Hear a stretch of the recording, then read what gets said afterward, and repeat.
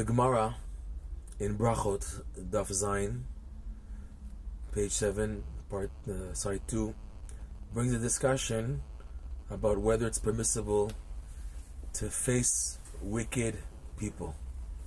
So the Gemara says it's a verse that you're not allowed to. The verse says, Al tithar b'mereim.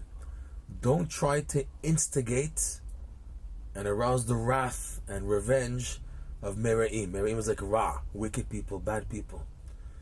So the Gemara concludes and answers, yes, that's true, but this applies to somebody who's still afraid. Mi shelibo nokfo omerken. Someone whose heart pounds inside of him and he still has a type of a fear, he says such a thing. And Rashi explains, what does it mean, Mishelibo Nokfo? Someone whose heart pounds him. His heart pounds him, Rashi explains, on the Averot Shebiyado La'asot. That the sins, Shebekocho, Biyado Bekocho La'asot. The sins which it's in his potential and ability to do, such a person is afraid and should not attack and instigate the wicked people. Meaning, the Gemara concludes, someone who is not a complete tzaddik, he's someone who has to be careful not to rebuke when seeing wicked people doing something wrong and something bad. If you are not confident that you are 100% protected by being a complete tzaddik, then it's a danger for you to instigate these wicked people. But if you are, what the Gemara says, they're a tzaddik gamur, a complete tzaddik, then you are allowed to attack, in other words, instigate the wicked people when necessary, because they're causing damage, and you won't be afraid. There's nothing to be afraid of them. Fine. So this is the Gemara.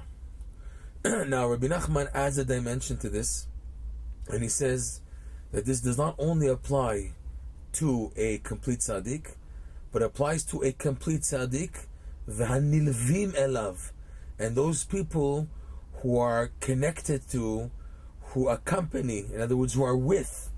They see themselves as a collective community together with this tzaddik, even though they in themselves may not be a complete tzaddik. Nevertheless, they have the capacity and ability to face the evil, which is the qualification of the complete tzaddik. Now, with this said, there's an amazing insight on Purim based on this. We have a very special, weird custom that for some people it's just it's a bother, this custom, but it has roots in Torah literature. And the custom is, on Purim, when we read the Megillah publicly in the shul, both on the night of Purim and in the day of Purim, the morning, whenever the name Haman is recited, the custom is to make a lot of noise, to stamp with the feet, to bang on the table, the Groggers. That's why we have the Purim Groggers. It comes to that when Haman's name is mentioned, so the Groggers come out. So there's an amazing Breslov book, Rashi Besamim, a beautiful book. He explains beautifully that this custom is exactly connected to what we just spoke about. That on Purim, the light of Mordecai, the Tzaddik, is so strong, so powerful, that the whole Jewish nation, we're considered on that day of Purim, connected to Mordecai, who is the example, the epitome of this complete tzaddik. It's also reflected in Mordecai's activities himself.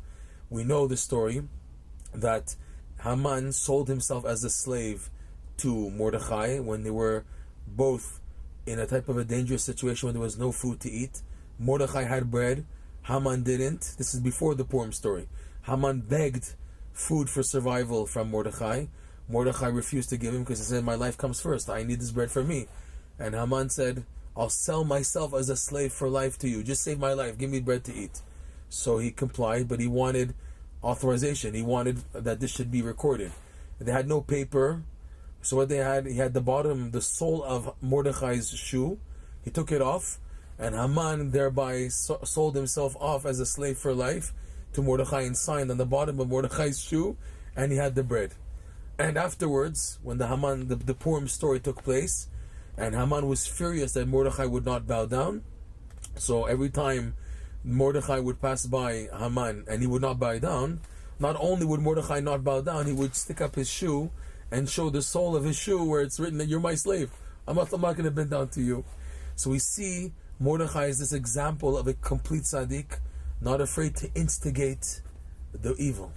And on Purim, by us being connected to Mordecai the tzaddik, that's the whole idea of the Purim festival, the Purim miracle. The hero of the day is Mordecai and Esther, but even Esther is through Mordecai. Mordecai was the one who pushed Esther to do what she did. So Mordecai is the main theme, as also the end of the Megillah ends with Mordecai's being the shpitz. But this is an example of us by being able to instigate the evilness, the wickedness of Haman and Amalek, by whenever his name is mentioned, we stamp and everything. It's not just a silly custom, but we are actually instigating the present day presence of Haman, Amalek in the world, and they get upset, so to speak.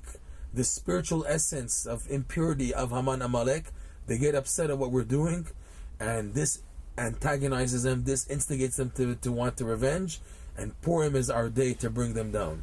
When do we finally really bring down and blot out Amalek? Rabbi Nachman teaches, Rav Nosson explains also, that this is through the custom, the mitzvah of drinking wine on Purim.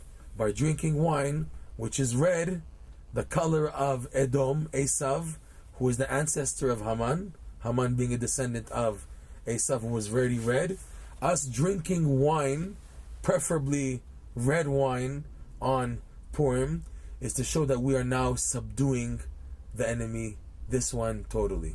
So this is just a few insights on two of the Purim customs. We should have the merit of fully experiencing the light of Purim and the total submission of the evil klipa called Haman, Amalek.